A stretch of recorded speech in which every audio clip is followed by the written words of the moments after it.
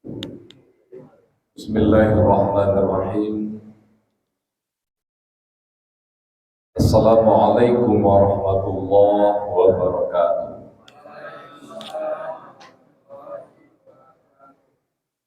Alhamdulillah allazi anzala al-Qur'an hudan linnas wa bayyinatin minal huda wal furqan. Asyhadu an la ilaha illallah wahdahu la syarika lah wa asyhadu anna Muhammadan abduhu wa rasuluhu la nabiyya ba'dah. Pengurus Masjid Ikhlas Asam Jawa yang kita hormati, bapak-bapak, alim ulama, jadi pandai, tokoh masyarakat, ibu-ibu, bunda kandung, kaum muslimin, kaum muslimat, pemuda, pemudi, serta anak-anak kami yang sangat kami banggakan dan kami harapkan.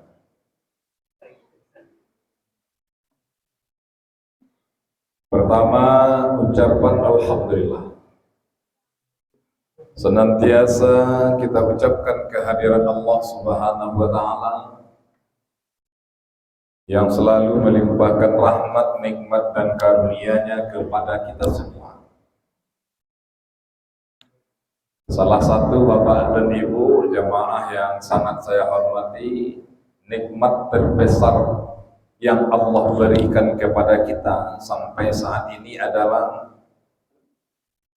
Allah masih mempertemukan kita dengan Ramadan 1445 Hijriah tahun ini. Ini merupakan nikmat yang terbesar. Banyak Bapak dan Ibu, saudara-saudara dengan kita, Nabi besar Muhammad sallallahu alaihi wasallam yang telah membawa umat dari jahiliyah kepada Islamiyah, berpedomankan kepada Al-Quran dan Sunnah. Bapak dan Ibu, jemaah tarawih yang dirahmati Allah, kajian kita sederhana Bapak dan Ibu. Di antaranya dasar dari kajian kita adalah Al-Baqarah surat kedua ayat 185. Ayat ini cukup populer. Ayat ini sering kita dengar. Bahkan Bapak dan Ibu yang sangat saya hormati, ayat ini mungkin sebagian besar dari kita hafal. Kata Allah,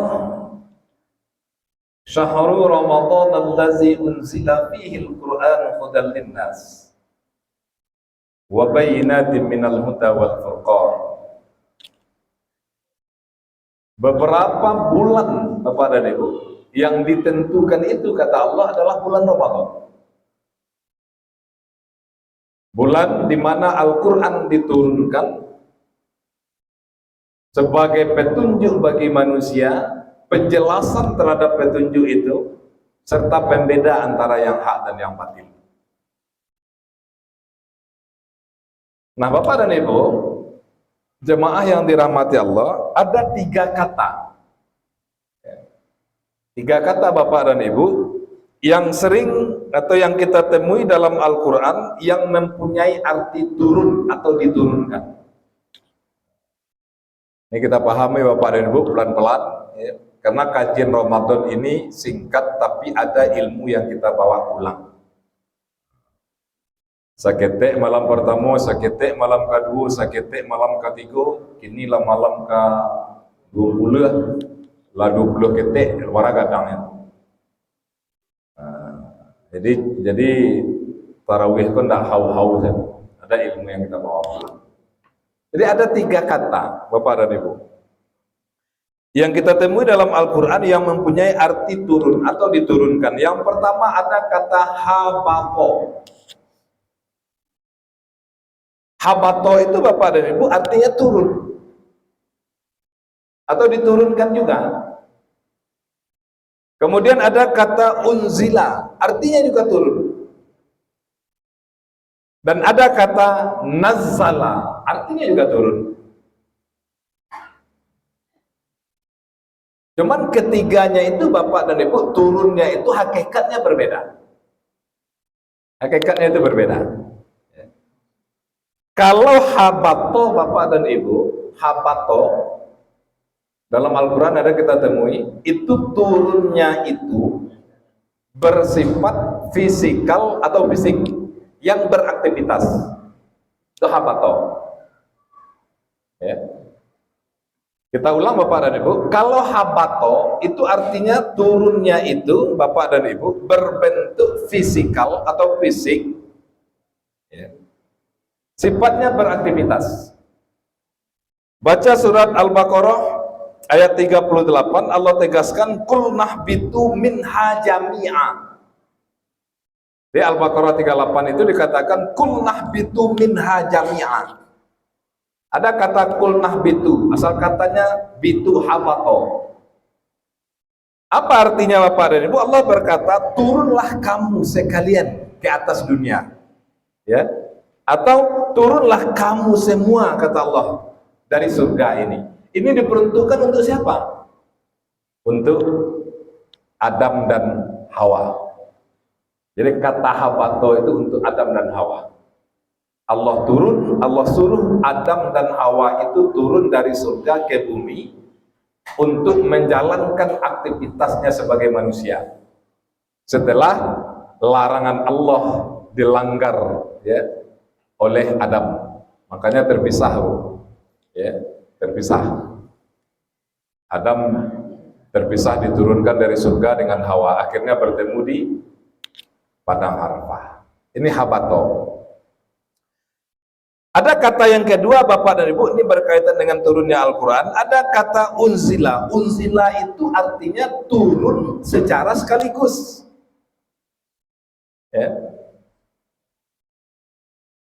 Contoh Bapak dan Ibu menginap di hotel, di suatu hotel di lantai 10, Bapak Ibu mau turun ke lobi, pencet lobi, dari lantai 10 langsung ke lobi tanpa mampir. Ya, itu artinya unzila, langsung turun. Ada yang ketiga katanya nazala. Nazala ini Bapak dan Ibu, ya, ini turunnya bertahap. Sama dengan tadi, dari lantai 10 mau ke lobi, mampir dulu di lantai 9. 9 mampir di lantai 8, 8 mampir ke 7 sampai ke lobi. Ini nazala. Jadi kalau turunnya sekaligus itu Bapak dan Ibu, artinya unzila itu tidak ada yang tahu. Turunnya sekaligus itu Al-Quran apa? Al-Quran diturunkan 2 fase.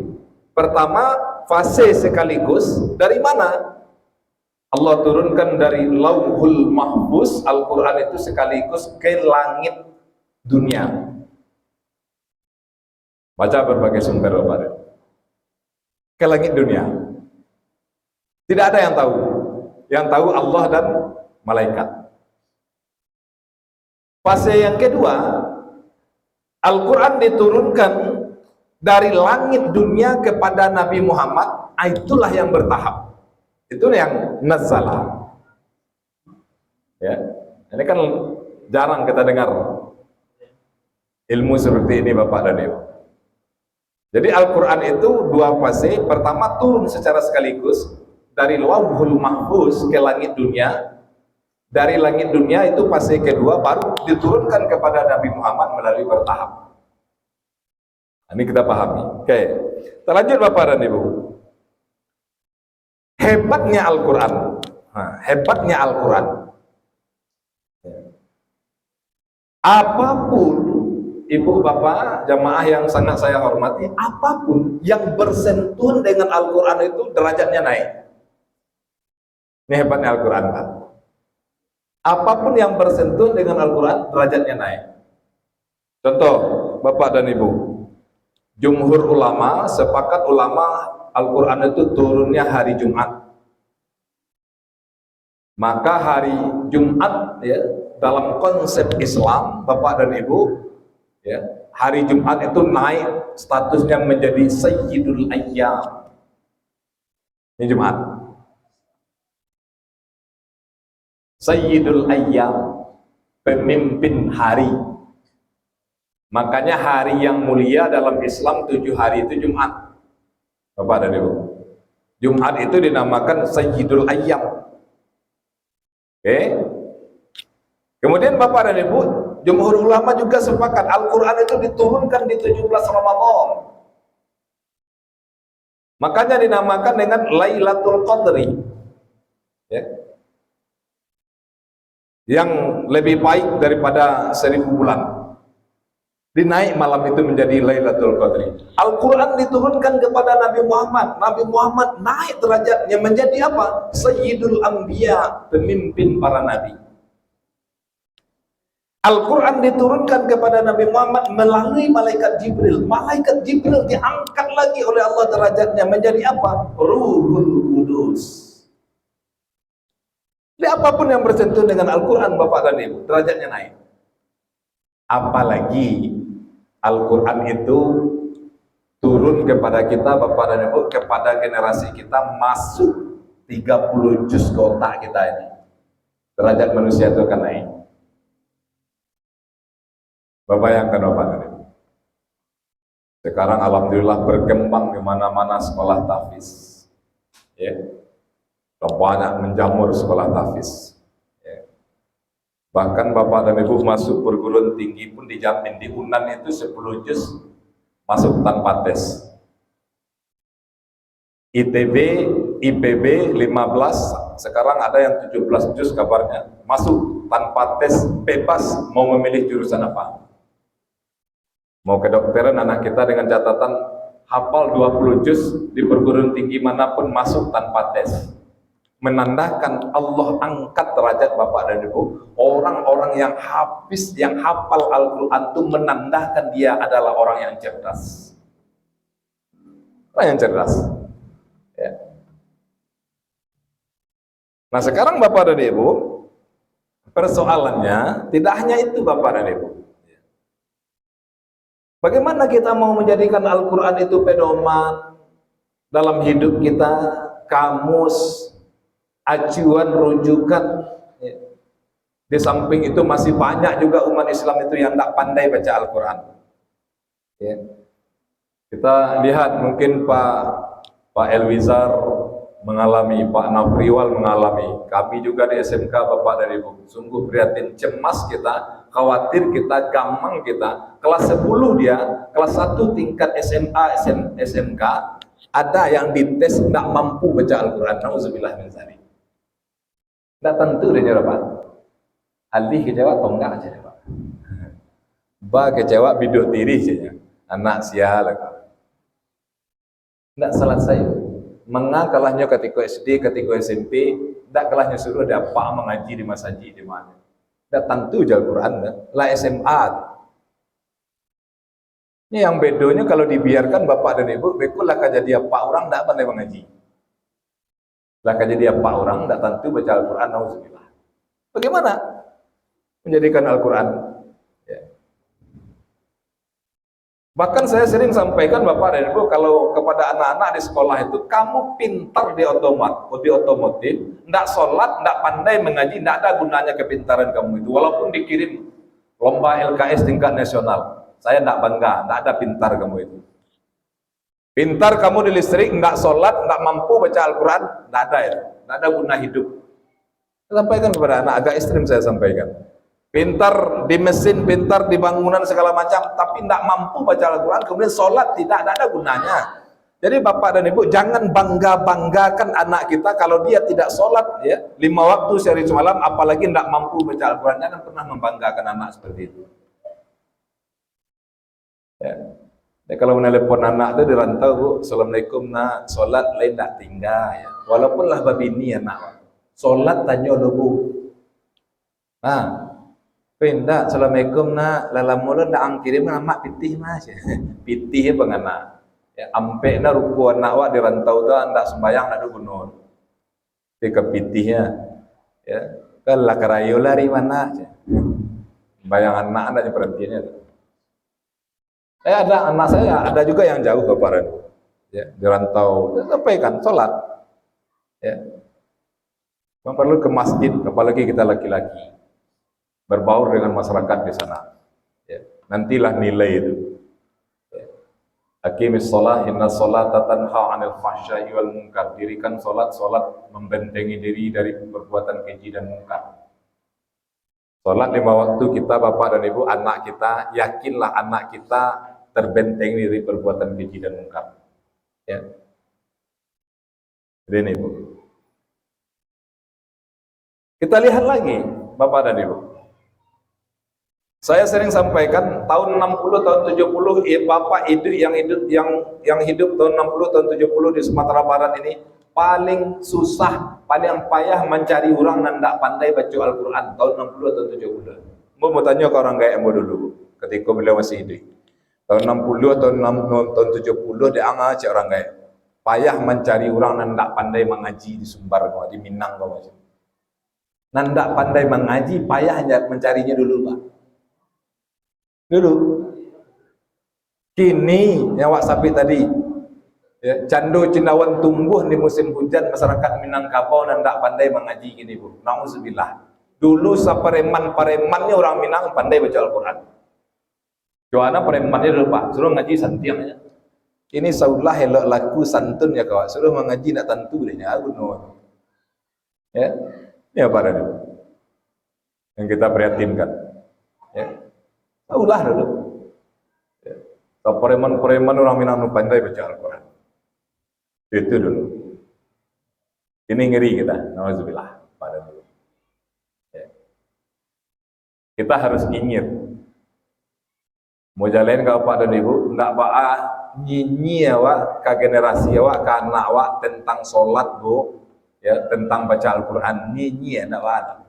Harus, ya. Kalau enggak ya Allahu a'lam, Allah yang tahu apa yang akan terjadi. Ya. Nah, Bapak dan Ibu, jamaah yang dirahmati Allah, ya. Makanya cara Bapak dan Ibu, ini ya, cara yang paling cepat, ya, dan paling tepat mengumpulkan pahala itu Bapak dan Ibu adalah dengan membaca Al-Quran. Nah, cara paling cepat, cara paling tepat untuk mengumpulkan pahala itu Bapak dan Ibu adalah dengan membaca Al-Quran, apalagi di bulan Ramadan. Ya, dengan membaca Al-Quran. Kenapa? Karena Rasul bersabda, Bapak dan Ibu, man qara'a harfan min kitabillah falahu hasanah wal hasanatu bi'asri amsalihah. Kata Rasulullah, la aqulu alif lam mim harfun, walakin alif harfun, walam harfun, wa mim harfun. Ini, Bu. Apa kata Rasulullah? Siapa yang membaca satu huruf dari kitab Allah itu, maka dia baginya satu kebaikan. Satu kebaikan dibalas dengan 10 kali lipat. Ya. Kata Rasulullah, aku tidak mengatakan alif lam mim itu satu huruf, melainkan alif satu huruf, lam satu huruf, mim satu huruf. Di luar Ramadan, Bapak dan Ibu, kita baca alif lam mim dapat 30 kebaikan. Di luar Ramadan. Di dalam Ramadan dikalikan 10 menjadi 300 dia. Bayangkan.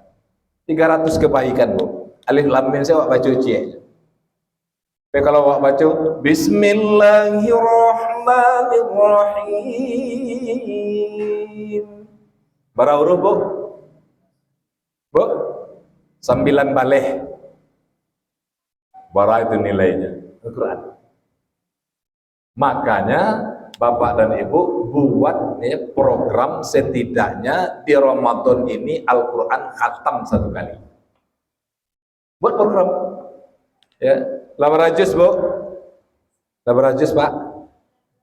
Lalu panjang-panjang lah. Ya. Tadi yang Bu imam sajadahnya kecil, orang ada orang yang tak tahu. Pak kok panjang ayat biar-biar aja. Berarti lah Pak belum pernah sujud sajadah dari jemaah. Kadang ya wahum la yastakbirun, jawab kan. Tua suci kan? Mana Syekh Ibnu Taimiyah, Bapak dan Ibu, umat Islam yang tidak pernah membaca Al-Quran sama dengan meninggalkan kitab sucinya sendiri. Bayo, tidak pandai mengaji, kecek Syekh Ibnu Taimiyah sama dengan meninggalkan kitab sucinya sendiri. Apalagi tidak bisa. Ya, tidak pernah baca Al-Quran, apalagi tidak bisa. Yang kedua, dia pernah baca Al-Quran, tetapi tidak dia hayati apa yang dia baca. Sama juga dengan meninggalkan kitab sucinya sendiri. Parah. Ketiga, kata Syekh Ibnu Taimiyah, lebih parah lagi. Umat Islam yang pernah membaca, dia hayati tetapi tidak dia amalkan dalam hidup dan kehidupannya sehari-hari, sama juga dengan meninggalkan kitab sucinya sendiri. Parah karena Syekh Ibnu Taimiyah. Jadi apa sebenarnya Bapak dan Ibu yang dikehendaki oleh Islam itu? Islam itu Bapak dan Ibu menghendaki umatnya mampu baca Al-Quran, berikhtiar memahami apa yang ia baca, kemudian berikhtiar pula mengamalkan dalam hidup dan kehidupannya sehari-hari. Inilah yang dikehendaki oleh Islam. Tidak ada kata-kata terlambat. Mungkin pernah saya sampaikan, Bapak dan Ibu, saya pernah memberikan pengajian yasinan ibu-ibu di kota Solo ini. Ya. Tahun berapa sudah lama kejadiannya. Ada ibu-ibu yang menemui saya. Ustaz, ambo kan mengecek ke Ustaz mah. Atau Bu, ambo kan rajin ikut pengajian atau yasinan Ustaz. Oh iya rancak mah Bu. Tapi Ustaz ambo tidak pandai mengaji Ustaz. Tidak pandai baca Al-Quran ibu terus Bu. Ya. Itu mengasai Bu, assalamualaikum kelompok yasin tuh ambo membaca Latinnya Ustaz. Latinnya baca yasin tuh. Nah, salah Bu. Dia mau ibu beraja. Tidak sampai 3 bulan Bu, ibu yang dari nol tidak pandai baca Al-Quran, pandai ngaji deh Bu. Tidak sampai 3 bulan beraja Iqra sebentar. Ya, pandai ya Pak. Kalau mau sabuin orangnya mungkin tahu pernah kenal ibu-ibu. Tidak perlu kita sebutkan. Lalihai itu yang baca Al-Quran gitu. Tidak sampai 3 bulan. Anak wak 6 tahun di MDA ada pandai-pandai ngaji kan. Kan ada itu. Ya MDA nya main, bolos. Ya kadang-kadang guru tak lain maja tak lo kayak kan. Ada dari kelas berapa anak wak tu. Kelas 1 SD lo masuk lo, kelas 5 SD lo pandai mengaji kan. Itu 3 bulan ya, Pak. Metode Iqra saja. Ya, 2 atau 3 kali seminggu selesai itu. Tidak perlu tiap hari. Ya. Pandai ibu. Jadi Islam tidak mengenal kata-kata terlambat. Ya. Ini yang kita sampaikan tadi. Kenyinyiran ini kepada anak-anak dan generasi kita.